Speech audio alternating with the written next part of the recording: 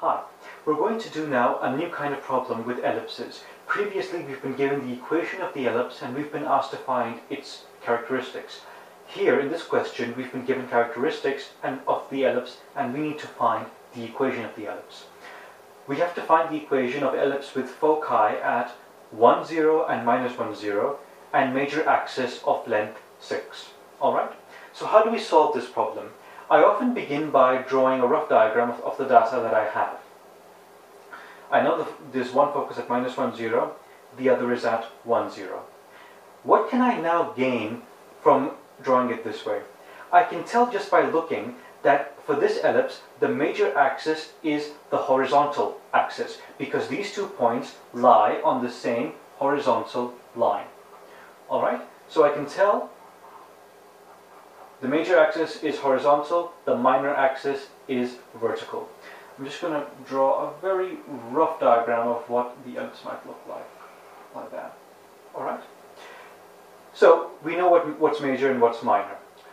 We can also tell what the center is of this ellipse. It's going to be midway between the 2 foci, as we've always said. What is the point that is midway between minus 1, 0 and 1, 0? Obviously it's 0, 0. Already we're beginning to formulate a good amount of information to form the equation. Now, if we look at this ellipse, we can tell it's going to have an equation of the form x squared over a squared plus y squared over b squared equals 1. It's going to be a case of a standard ellipse. There won't be any constants in the x and y terms. There won't be any kind of transformation at all because it is quite simply a standard ellipse. Now, how do we proceed from here?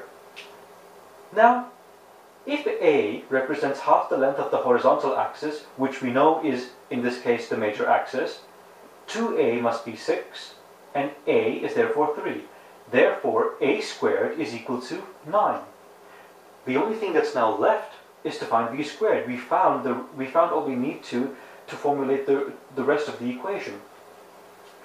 Now, how do we find B squared? Remember, we talked about this mathematical relation. B squared equals A squared times 1 minus E squared.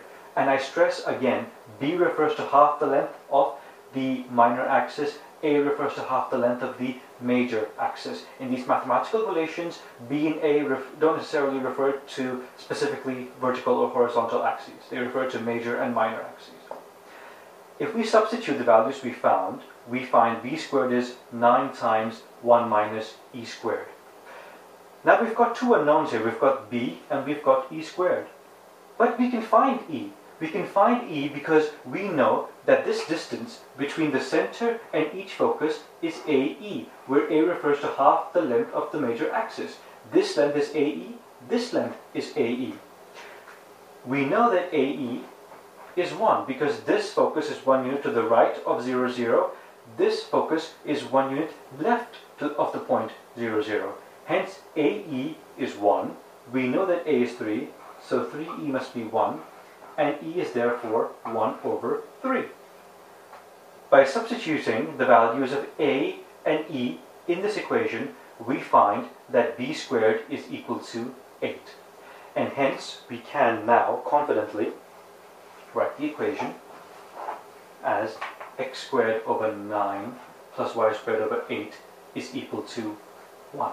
As you can see, this is just using the knowledge that we have of ellipses and trying to understand and discover what the other features would be of the ellipse given the data that we have. We're going to do one more question like this. Thank you for listening.